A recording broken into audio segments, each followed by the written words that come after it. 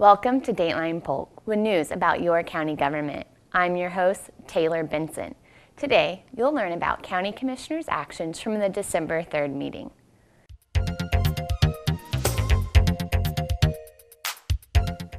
Construction of Phase 2 of the Point Sienna Community Park is ready to begin. Commissioners approved a contract of approximately $1.6 million with Rohr Construction to complete the project.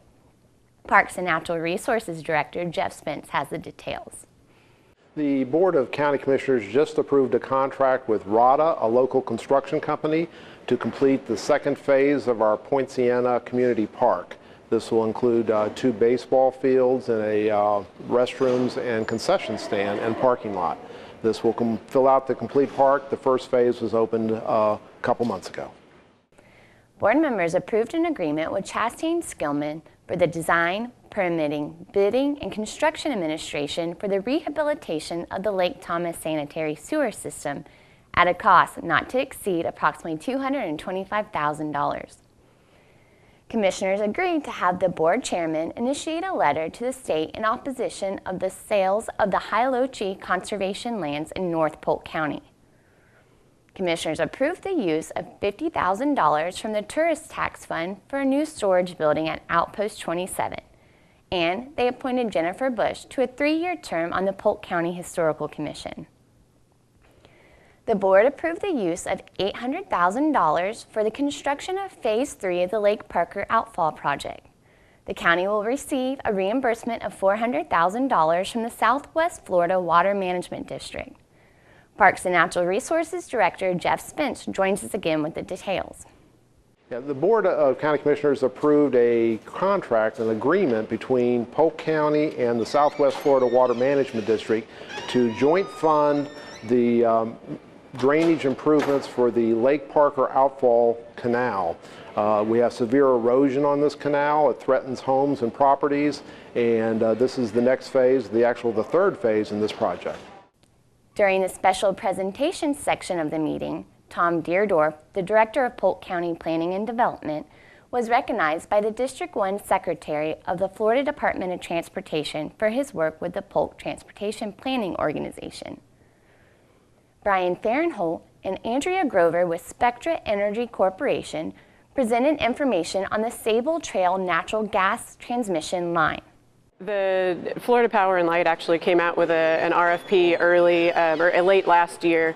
Sabal Trail Transmission proposed a project to deliver that natural gas. It's part of their modernization plan to convert some of their electric generation facilities from other types of energy to utilize natural gas. It's cleaner burning energy form for them to be able to use to supply the state. And our project was awarded that, and so part of us coming to Polk County today was to talk about how that traverses the small northeast corner of Polk County.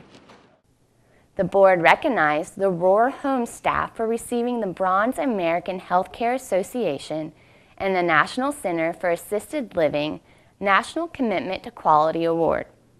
This is a national award by the American Healthcare Association, and it is an award for excellence in healthcare. The Rohr Home is a skilled nursing facility, and we are dedicated to giving excellent healthcare to the residents of Polk County. During the public hearing, Commissioners modified an existing development agreement for the Four Corners Town Center. The modification extends the times for water use, wastewater, transportation capacities, and the overall time of the agreement. The board also modified the existing development agreement for the Meadows Planned Development in Northeast Polk. The modification includes time extensions for the overall agreement, water and wastewater capacities, and transportation capacities.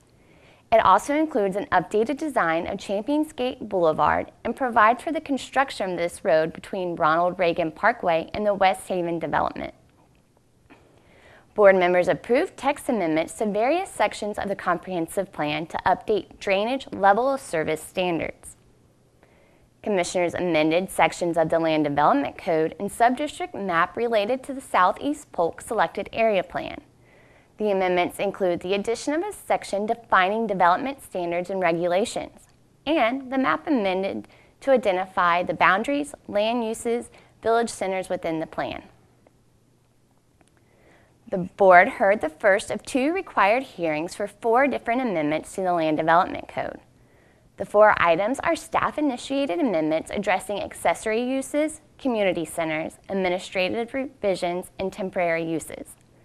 Board members vote on the items on December 17th. R.J. Walters, Communications Specialist for the Transportation Planning Organization, joins us now to highlight the top 10 road projects happening in Polk County. Thanks, Taylor. I know you've been counting down the days until the next update on the Orange Barrel Parade that is never ending in Polk County, but I'm going to start out today's trip with a different kind of countdown. You might well realize that video countdowns have a special place in the lore of American television. VH1 and MTV popularized the music video countdown. ESPN has made millions off of its daily and weekly iterations of the top 10 and not top 10, and Vimeo and YouTube have taken the idea of quick-hitting video recaps and reviews to the next level. So, as the team responsible for making sure you understand how taxpayer money is being spent in order to make Polk County a safer, more accessible place to commute and travel, the Polk TPO has decided it's time to join the party. On December 10th at 6 p.m., the TPO will host a live broadcast right here on PGTV and on the PGTV website that will run down the top 10 highlights of the FDOT work program. Basically, we will take you on a trip around the county to see what major projects are funded to be worked on over the next 5 years. We will skip the technical jargon, avoid the slideshow theatrics altogether, and give you the what, where, why, and when of Polk's evolving transportation network. You can chat with TPO staff live online during the event. You will be eligible to win one of 3 $20 gift cards for answering some trivia regarding the work program. And in a 30-minute program, we hope to give you an insider look at how the TPO is partnering with local governments and FDOT to give you better mobility options.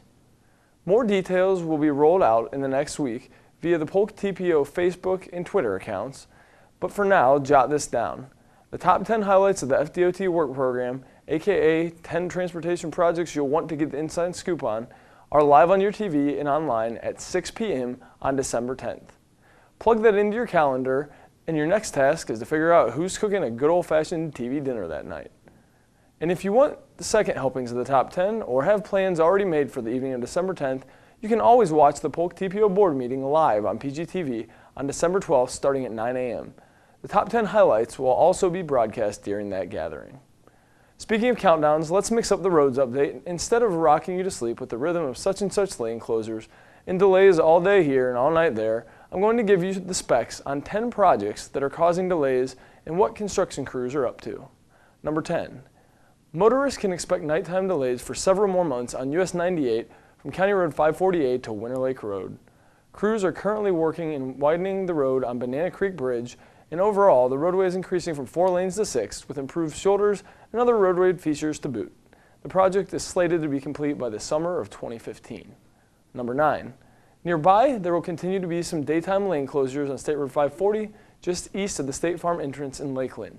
Crews are working on constructing a new right turn lane, a driveway entrance, and a sidewalk on the south side of the road. Number 8. If heading through downtown Lakeland, you might notice a couple of sidewalks out of commission near McKeown Elementary Academy. That's due to the ongoing expansion of the school that will be going on throughout the holiday season. The sidewalk on the east side of Florida Avenue between East Peachtree and East Oak Streets is closed, what will be reopened during Christmas and the New Year holidays. Number 7. There are currently no lane closures on this project, but people who live near the Mulberry Bridge can attest that a major facelift is taking place over the Alafia River. Crews are currently finishing removal of the old northbound bridge over State Road 60, and soon will be building a retention pond and preparing to reconstruct the bridge. The replacement will accommodate 4 12-foot travel lanes and include bike lanes and sidewalks. Number 6. State Road 17 from SR 544, County Road 544 to US 1792 in Haines City, where a long-term detour is in place. Northbound State Road 17 is closed to all traffic between SR 544, County Road 544, and Wood Avenue. A detour is detailed by road signs, and a southbound lane will be kept open for the duration of the project. The detour will be active for approximately 1 year as crews widen travel lanes, install medians and median crossovers, and improve cosmetic features such as street lighting. Number 5, South Florida Avenue at West Pipkin Road, Lake Miriam Drive intersection. Travelers should anticipate nighttime lane closures on West Pipkin Road and Lake Miriam Drive from 8 p.m. to 6 a.m. Work on this project includes replacing the pedestrian islands, restriping the crossings, installing no turn on red signs, installing new signal poles, repairing sidewalks, and repaving the intersection. Additionally, the pedestrian island at West Lake Pipkin Road and Old Highway 37 will be replaced with a larger island to further define right turns only at the intersection. Number 4, daytime and nighttime lane closures are in place on US 1792 from Hinson Avenue north to south of McKeown Avenue. A sidewalk is being constructed at the Johnson Avenue intersection as part of the project, and upgraded pedestrian and traffic signals will improve the efficiency and safety of the area. Number 3, US 27 from Berry Road to US 192 in the Davenport, Claremont area. Intermittent daytime lane closures are possible in this area depending on what stage the project is in.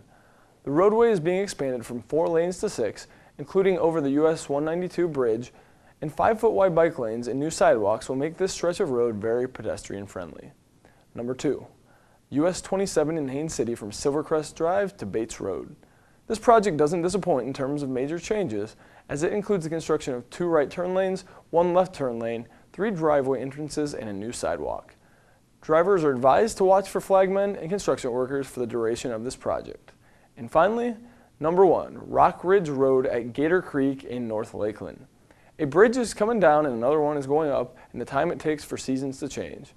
Traffic on Rock Ridge Road is reduced to 1 lane and is controlled by temporary traffic signals at Creekwood Run and the adjacent Gator Creek Bridge. The lane closure is necessary while crews continue demolition of the westbound lanes of the Gator Creek Bridge located just west of Creekwood Run. This project includes replacement of the existing bridge with a new bridge that will have 2 12-foot travel lanes, a 5-foot paved shoulder, and barrier wall. The temporary signals will be in place for approximately 3 months. So there you have it, 10 projects to watch out for, slow down for, and tell your coworker about when you are waiting in line for the microwave. Next time on Dateline Polk, I'll give you a recap of the December 12th Polk TPO board meeting and update you on construction projects throughout the county. With the information and updates on the planning that moves Polk, I'm RJ Walters. To keep current with programs and progress in the county, visit us online at polk-county.net or follow us on Facebook and Twitter. We encourage you to join us at the next scheduled board meeting at 9 a.m. on Tuesday, December 17th. Thank you for watching this edition of Dateline Polk.